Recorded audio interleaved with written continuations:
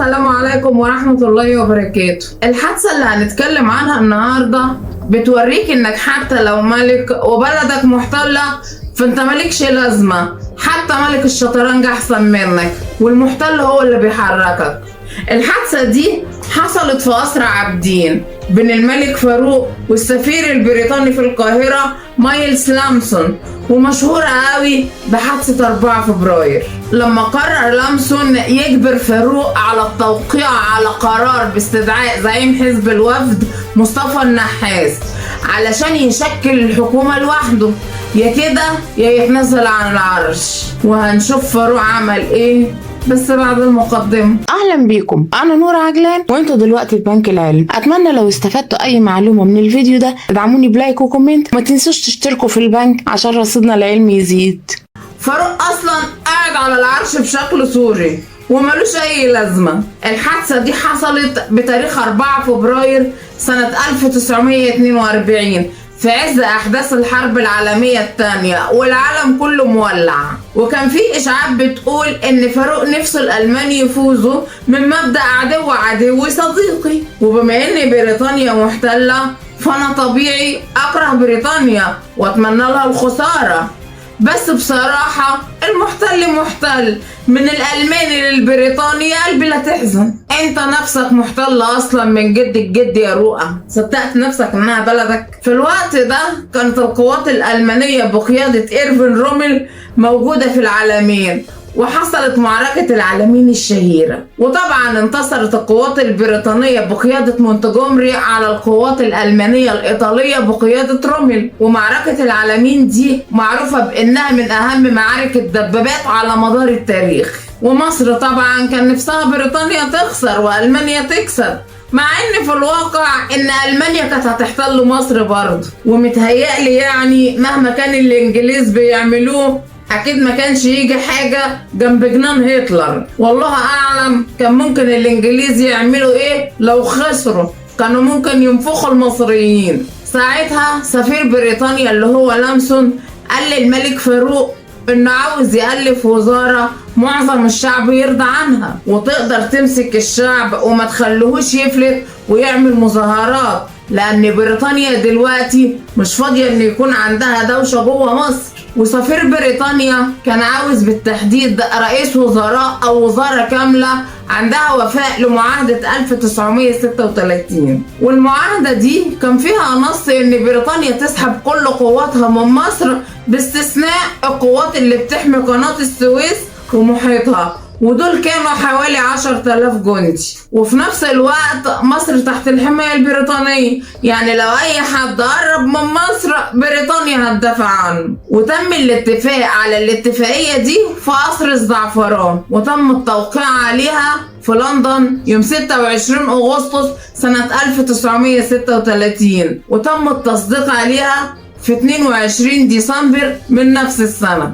واتسجلت مع مجموعة معاهدات في عصبة الأمم يوم 6 يناير سنة 1937. وكان من المقرر لها إنها تستمر لمدة 20 سنة، يعني تنتهي سنة 1956. وخلي بالك انت ان اتفاقية الجلاء اللي مضاها عبد الناصر اصلا هاتش كده الانجليز كانوا متفقين هيمشوا في 56. ما نبنى من الهم اللي عمله غير العدوان الثلاثي، ويقول لك اصل دول شكلهم مش ماشيين. المهم سفير بريطانيا كان عاوز حد يعمل وزارة تكون فاهمة المعاهدة دي، وادى الفاروق انذار ان الوزارة دي لازم تتشكل في موعد اخره 3 فبراير 1942. وعلشان كده الملك فاروق استدعى قادة كل الأحزاب السياسية وحاول يشكل وزارة قومية أو ائتلافية، وكانوا كلهم موجودين إلا مصطفى النحاس، لأن مصطفى النحاس قالك الوفد هو كل المصريين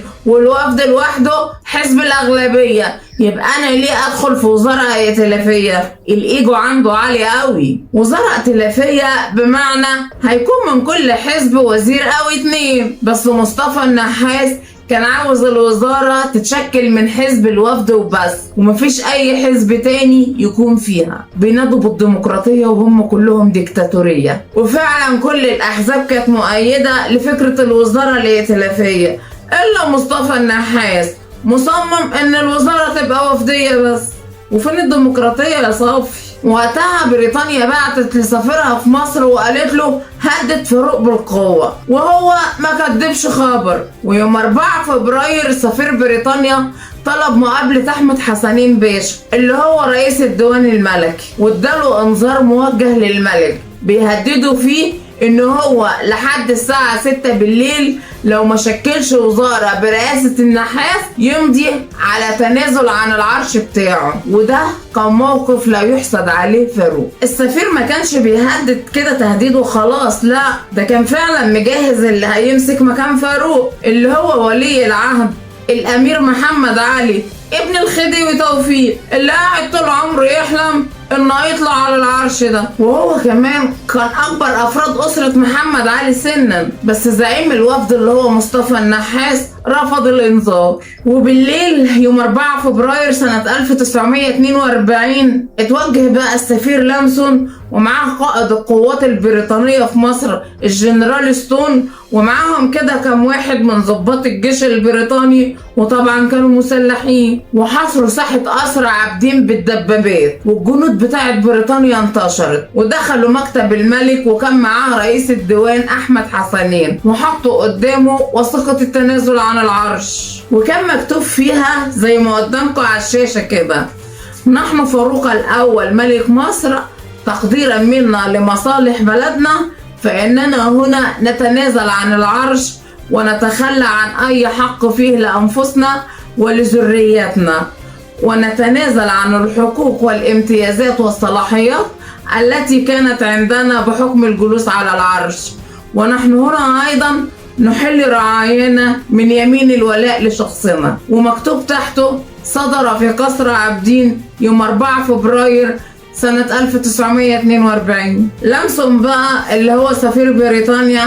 بيقول ان هو لما حط وثيقة التنازل قدام الملك اتردد شوية كده وحس اللحظة ان الملك هياخد القلم ويمضي خلاص، بس رئيس الديوان الملكي احمد حسنين قال له حاجة بالعربي ولامسون مش عارف هو قال له ايه. بس بعدها فاروق طلب من لامسون ان يديله فرصة اخيرة، وهو هيبعت يجيب النحاس باشا على طول في وجوده لو هو عاوز، وهيكلفه قدامه بتشكيل الوزارة. ولامسون قال له انت فاهم ان لازم الوزارة تكون من اختيار النحاس لوحده؟ ففاروق قال له انا فاهم. وقتها لامسون قال له ماشي، انا هديك فرصة اخيرة لان انا عاوز اجنب مصر تعقيدات ممكن تكون مش سهلة في الظروف اللي احنا فيها دي، ولازم تتصرف فورا. فرد عليه فاروق مرة تانية ان هو فاهم ان دي حاجة ضرورية علشان يحافظ على شرفه ومصلحة بلده اللي هي مصر. بس مصر مش بلدك يا فاروق، احنا بننتسب للأب